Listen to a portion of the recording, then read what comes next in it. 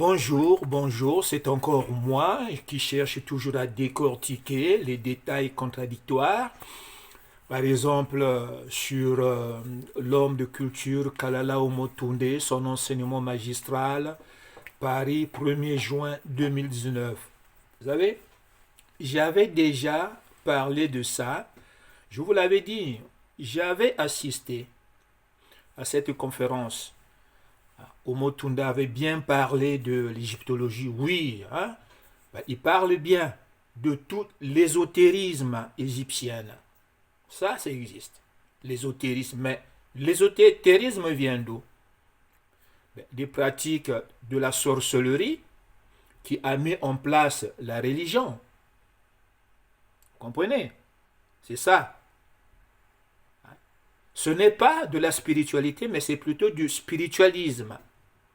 La religion a été mise en place pour éloigner l'être humain du Créateur et aussi pour l'égarer sur la voie de la spiritualité. Parce qu'aucun être humain n'est spirituel, en dehors de celui qui est descendu du ciel, à savoir Jésus. Mais les Ottomans disent que Jésus n'a jamais existé.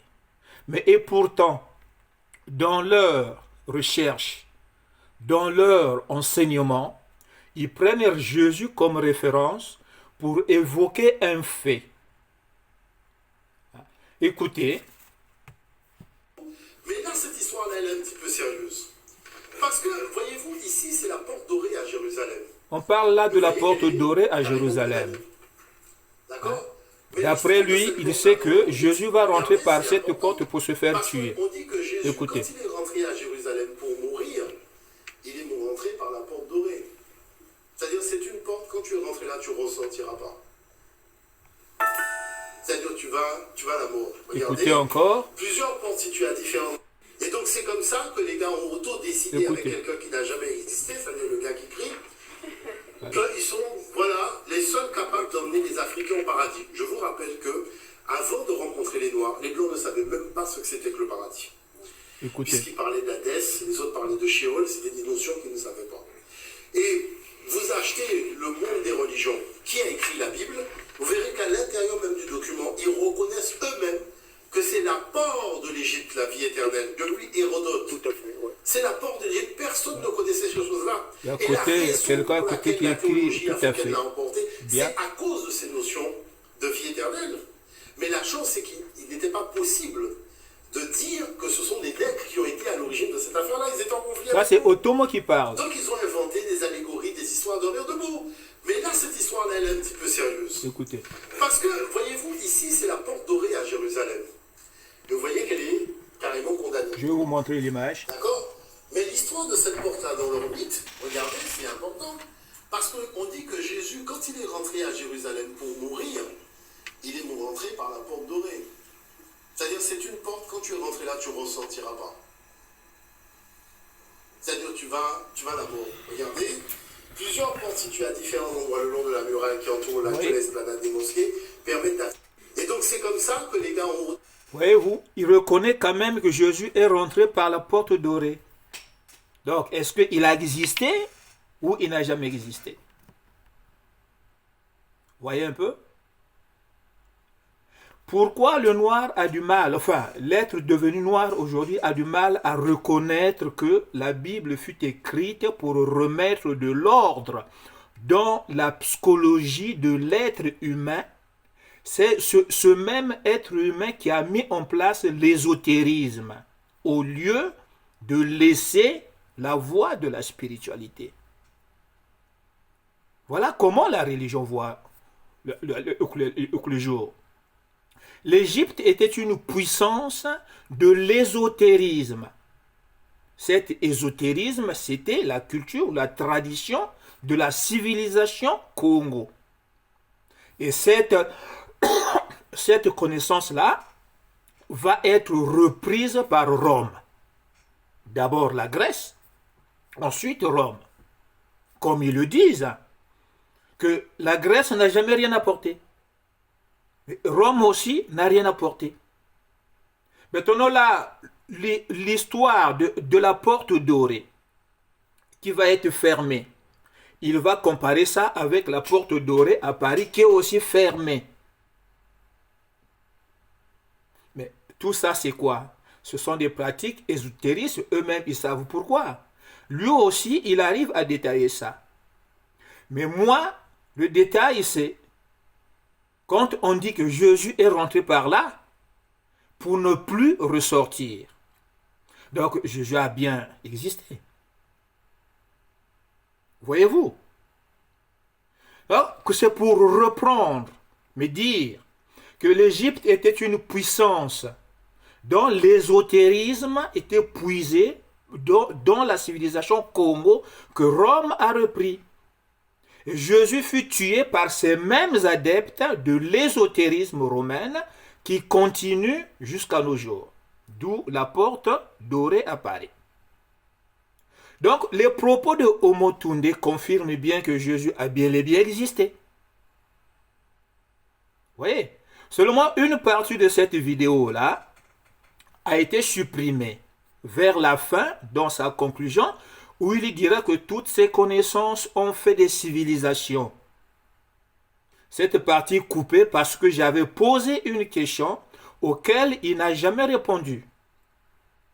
Ma question était du fait que cette connaissance égyptienne a fait des civilisations. J'avais quand même posé la question pour savoir s'il connaissait le nom de la première civilisation.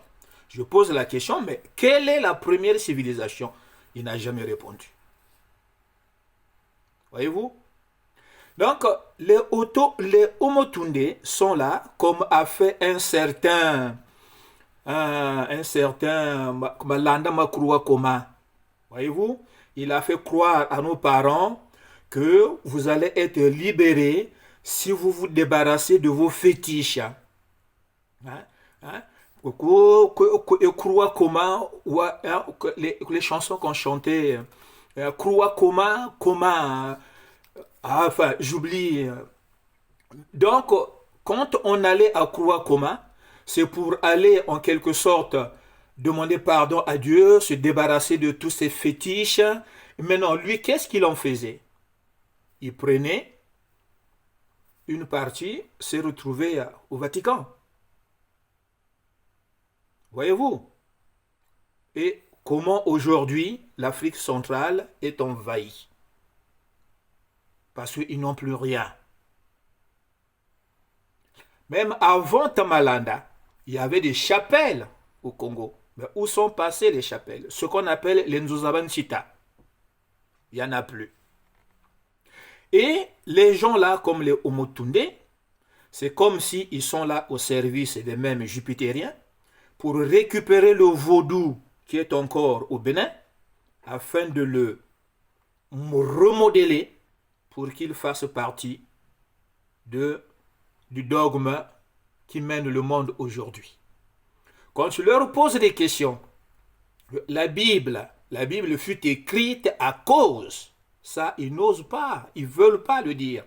Ils contredisent la Bible, mais ils arrivent quand même à trouver des détails dans cette même Bible-là pour confirmer leur dire. Comme le cas de Jésus qui fut tué à Jérusalem en rentrant par la porte dorée. Mais c'est un fait qui a existé. Ceux qui ont tué Jésus font partie de l'ésotérisme qui continue de œuvrer aujourd'hui. C'est tout simple. Les humains ont fait la religion pour éloigner l'être humain de la spiritualité et Dieu va reprendre cette même structure pour ramener les humains vers la case départ, c'est-à-dire dans le primitif, d'être proche pour retrouver la voie de la spiritualité. Quand on dit Marie, mais est-ce que saura-t-il faire la différence entre le christianisme romain et le christianisme antique? Aujourd'hui, on est dans le christianisme romain, là où on prie Marie. C'est comme on priait Isis, Osiris. Mais est-ce que le christianisme dans lequel on prie Marie, c'est le christianisme, c'est la structure que Jésus avait mise en place? Non. Voyez-vous? Comment un enfant peut naître dans une fleur qui pousse dans l'eau, le lotus? Vous l'avez déjà vu? Non. Mais Dieu, pour montrer qu'il est fort et qu'il fait les choses dans le sens réel, il va faire en sorte que Marie puisse se mettre au monde sans sans un homme, mais avec la puissance de Dieu. Voyez-vous? La Trinité que nous retrouvons dans l'ésotérisme, dont l'origine est le palmier, le foyer et la famille, dans la structure que Jésus mettra en place, en parlant toujours de la Trinité, lui, il va dire Dieu le Père, le Fils son envoyé et l'Esprit Saint, c'est-à-dire la parole pure. C'est ça, la Trinité du christianisme antique. Dieu, le Fils et l'Esprit Saint, ce qu'on appelle dans le catholicisme romain ou le christianisme romain, le Saint-Esprit. On ne dit pas Saint-Esprit, on dit l'Esprit Saint. Parce que si on dit Saint-Esprit, ça revient à personnaliser cette forme-là. Mais en fait, qui n'est pas une personne, mais qui est une force. La parole pure de vérité est un esprit. Donc c'est cet esprit de vérité qui fait que le Fils et le Père sont en accord. Si nous sommes en accord avec l'esprit de vérité, nous ouvrons la porte à notre cœur pour aller vers le Christ et celui qui l'a envoyé. Puisque Jésus est le médiateur entre les humains et Dieu. Donc on peut aussi dire que la Trinité de la vraie religion que Dieu a mise en place, c'est Dieu lui-même, Yahvé, Christ et nous, si nous sommes en accord avec lui, si nous sommes liés par l'esprit de pureté. C'est tout simplement ça.